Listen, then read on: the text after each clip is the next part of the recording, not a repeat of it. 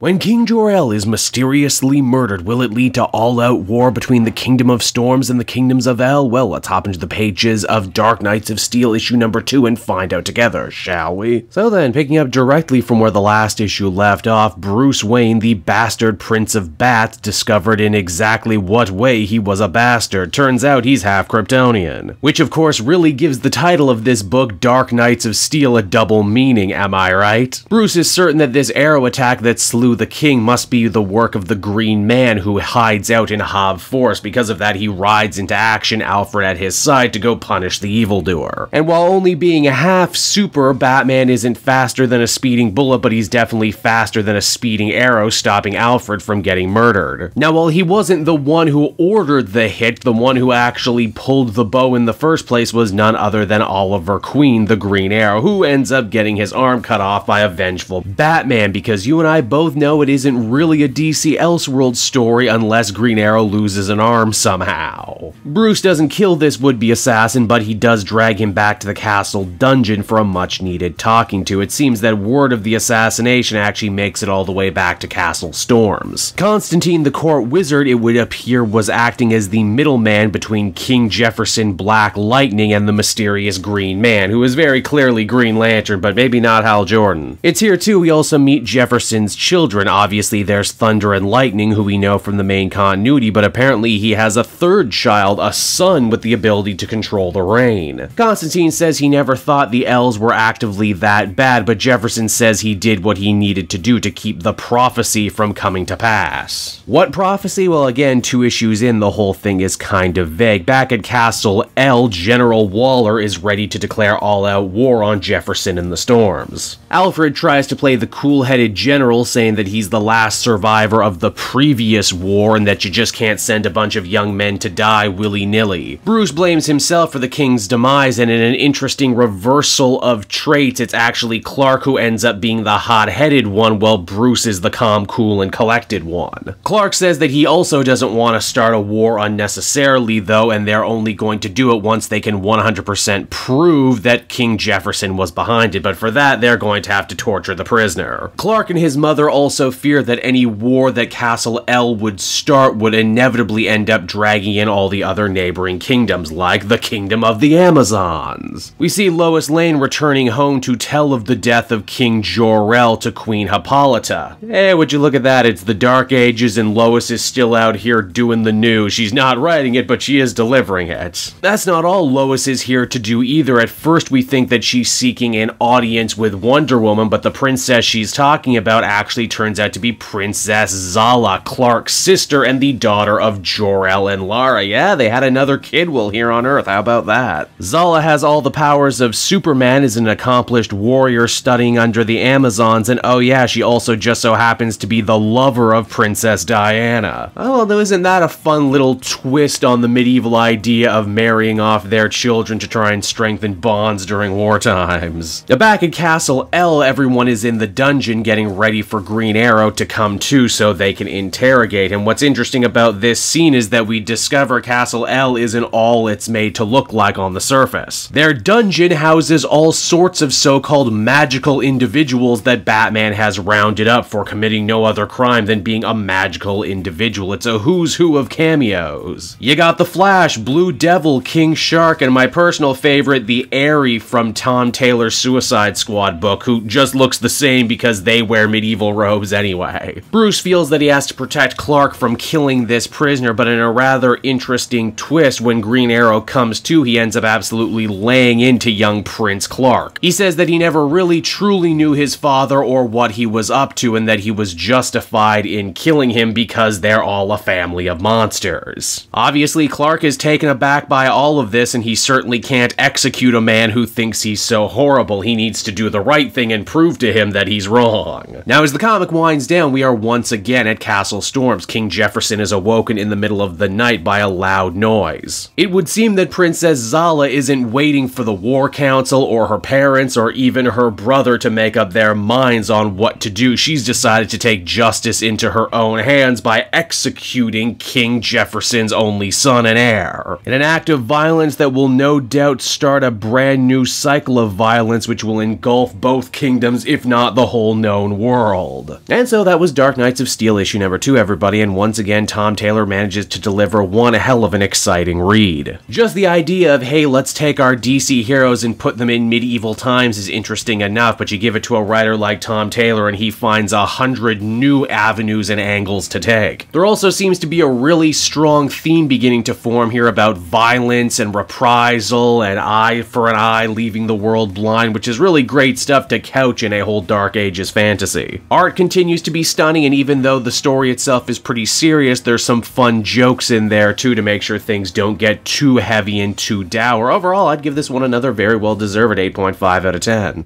Hey there everyone, it's your old pal Cape Joel again, thanking you so much for watching to the end of the video. I hope you enjoyed it, and if you did, why not check out my Amazon link down in the description. Yes, that's right, the Cape Joel channel officially has its own Amazon storefront now. You can pick up a comic or anything else for that matter, and if you did, you'd really be helping me and the channel. So with that out of the way everyone, I will see you again next time. Bye-bye.